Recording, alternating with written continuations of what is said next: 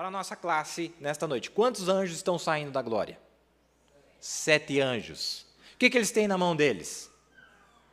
Taças, pragas. Amém? Muito bem. Tem um outro profeta que viu a mesma cena. E esse profeta é o profeta Ezequiel. Dá uma olhada aqui. Então me gritou aos ouvidos com grande voz, dizendo: fazei chegar os intendentes da cidade, cada um com as suas armas destruidoras na mão. E eis que viam 6 homens a caminho da porta alta, que olha para o norte, cada um com suas armas destruidoras na mão. Ó, as pragas aí, ó. E entre eles um homem vestido de linho, com um tinteiro de escrivão à sua cinta, e entraram-se e puseram junto ao altar de bronze. E a glória do Deus de Israel se levantou do querubim sobre o qual estava até a entrada da casa e clamou ao homem vestido de linho, que tinha o tinteiro de escrivão à sua cinta. E disse-lhe o Senhor: passa pelo meio da cidade, pelo meio de Jerusalém, e marca com sinal as testas dos homens que suspiram e gemem por causa de todas as abominações que se cometem no meio dela. E aos outros disse, aos outros 6, passai pela cidade após ele e feri, não poupe o vosso olho, nem vos compadeçais. É um dia que não vai ter piedade. Mata velho, jovem, virgem, menino, mulheres, até exterminá-los. Mas a todo homem que tiver o sinal, não vos chegueis. E começai pelo meu santuário, e começaram pelos homens mais velhos que estavam diante da casa. Amém? Essa escritura já se cumpriu no passado. Essa escritura se cumpriu nos dias de Jesus, e essa escritura vai se repetir novamente. Lá se cumpriu com os judeus, quando eles rejeitaram o evangelho, e aqui vai se repetir com os gentios quando eles rejeitam o evangelho. Amém? E o profeta fala disso, e eu quero chamar a atenção de vocês. Agora, isto foi quando os judeus receberam o Espírito Santo. Aquelas pessoas que tiveram a chance de ouvir Deus falando através dos pregadores, debaixo da inspiração, pregando o evangelho a eles, até mesmo quando eles não sabiam o que diziam. Eles estavam pregando o evangelho para aqueles judeus e eles o rejeitaram. Deus pregou o evangelho desde mais ou menos o ano 33, né, depois que Jesus saiu de cena, até o ano 96, e judeus ainda rejeitando. Deus se virou para os gentios. Então o anjo de misericórdia deixou todos aqueles judeus, e um deles foi para a igreja gentia. Quando Paulo disse: eis que nos voltamos para os gentios, eles ouvirão. E foram pregar para os gentios. Então, quando a grande hora chegou, todas as grandes confederações de igrejas se ajuntaram e foram até a cidade, e Tito cercou a cidade, e por anos ele os manteve lá, por 2 ou 3 anos com a cidade sitiada, né? Até que matou eles de fome, e cozinhava os seus filhos e comiam. Então ele os matou quando eles entraram. Então eles não tiveram piedade de nada, para cumprir o que Ezequiel disse, completamente destruiu, o sangue escorria, a cidade foi queimada, as pedras não foram deixadas sobre pedras, porque Deus enviou a obra consumada do Calvário, e o povo tapou os ouvidos, e o diabo furou suas orelhas, e então estão deste jeito até hoje. Você pergunta, isso para os judeus, agora, e os gentios, como fica? Vamos lá em Apocalipse, no capítulo 7, e nós veremos onde foi profetizado sobre os gentios para este dia. Observe, no capítulo 7 de Apocalipse, a profecia dada à igreja gentia. Presta bem atenção. Amados, logo depois que Jesus saiu de cena, o evangelho foi dado para os judeus. E os judeus, o que eles fizeram? Rejeitaram. Mas ao mesmo tempo que houve uma rejeição do evangelho pelos judeus, ao mesmo tempo os gentios começaram a aceitar o evangelho. E o Espírito Santo começou a cair entre os gentios. Amém?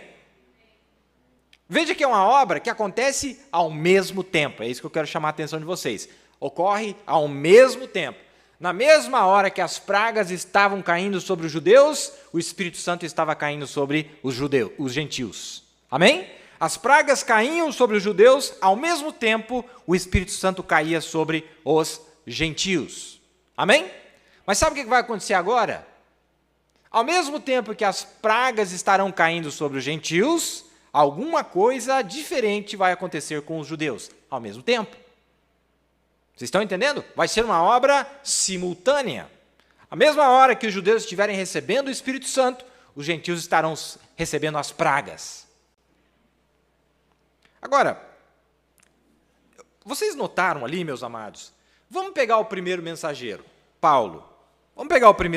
Paulo, ele era um judeu, amém, da tribo de Benjamim, e ele começou a pregar para quem? Para os judeus. O que os judeus fizeram com ele? Não queremos ouvir sua mensagem. O que ele fez? Ele começou com os judeus e terminou com os gentios. Amém? Agora, o último mensageiro é um gentil, descendente de irlandês, uma nação gentia. Ele começa pregando para os gentios, e o que os gentios fazem? Rejeitam a sua mensagem. E aí o que acontece depois? Vamos dar uma olhada, o profeta falando. O que ele está falando quando quiseram que ele fosse lá para Israel? Disse: Senhor, permita-me ir. Quando eu desembarquei em Cairo, no Egito, um pouquinho antes de nos encontrarmos com o rei Faruque, em Roma, então nós fomos até Cairo, eu estava com a minha passagem na minha mão para ir, fui até lá, eles já tinham feito a chamada para o voo, e o Espírito Santo falou e disse: agora não, esta não é a hora ainda, você tem que respirar mais. Eu mal podia acreditar, fui para detrás do hangar, Deus é meu juiz, e eu orei, me ajoelhei, e eu disse: Pai Celestial, mais 1 ou 2 horas e eu estarei na Palestina, eu desafiarei aqueles judeus e direi: vocês falaram isso, se ele for o Messias, o verdadeiro Messias, que vocês querem ver ele fazer o sinal do profeta, e vocês crerão nele? E um judeu, se ele te prometer, ele cumpre a sua palavra. Agora, se este é o Messias da Bíblia, então ele era um profeta, ele ainda é um profeta. Agora, se ele fizer o sinal do Messias, vocês crerão nele? E no mesmo solo, digamos, peguem aí um grupo de homens e os coloquem aí em algum lugar, e vejam se ele ainda é profeta ou não. Quando eles verem isto ser feito, então no mesmo solo onde seus pais, seus antepassados rejeitaram o Espírito Santo, reticências, um judeu o trouxe aos gentios e aqui um gentil trazendo de volta ao judeu. Veja como o profeta era escriturístico, meus amados. Veja como o profeta era escriturístico. Ele olhava o padrão, ele falou, o primeiro mensageiro, ele era um judeu, ele pregou para os judeus e rejeitaram ele. Aí ele se virou para os gentios. Então ele olhava para ele e falava assim: aqui eu sou um gentil, estou pregando para os gentios e eles estão rejeitando a mensagem, então eu vou virar para os judeus.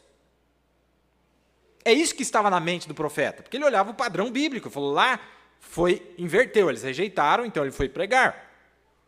Aí ele diz aqui: quando aquele judeu receber o evangelho, o dia dos gentios estão terminados, mas ele não me permitiu ir. Por quê? Não sei. Aqui, em 1 minuto, nós vamos te mostrar na Escritura o porquê, a marca da besta e o selo de Deus. A Escritura que ele estava mencionando era esta, onde está escrito aqui no livro de Atos. Mas Paulo e Barnabé, usando de ousadia, disseram: era mister que a vós se vos pregasse primeiro a palavra de Deus, mas visto que a rejeitais e vos não julgais dignos da vida eterna, eis que nos voltamos para os gentios. Paulo deu testemunho: olha, era para vocês não quiseram, então agora nós vamos para os gentios, não é? Agora, interessante, meus amados, que lá em Apocalipse 15 só denota uma característica: praga. 7 anjos com 7 pragas, e eles estão vindo para trazer pragas sobre aqueles, e praga, irmão, o profeta disse é para aqueles que rejeitaram a mensagem, está no 3º selo, o profeta disse praga é para aqueles que rejeitaram a mensagem. Amém? É isso que sobra para aqueles que rejeitam a palavra revelada do dia? Sobra nada, praga. E agora era o dia das pragas, pois eles haviam rejeitado a mensagem. Mas, ao mesmo tempo que isso acontece, irmão, qual é a cena que mostra para nós em Apocalipse capítulo 7? Em Apocalipse capítulo 7, mostra para nós que aqui não era praga que eles estavam recebendo, aqui eles estavam recebendo o Espírito Santo.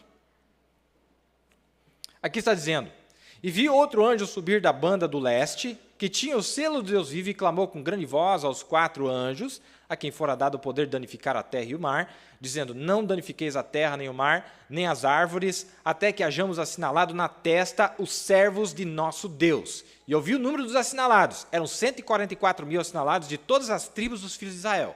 Amém?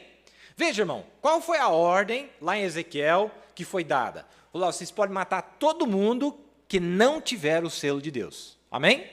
Veja que esse grupo aqui não pode ser praguejado, então não, irmão. Tem gente tentando jogar praga nesse grupo aqui, mas não vai funcionar, não. Porque esse grupo aqui está selado, está protegido. Vocês estão entendendo? Esse grupo aqui não pode ser tocado. A voz foi clara, disse: não toque aqueles que têm o selo de Deus. Assim como você, irmão.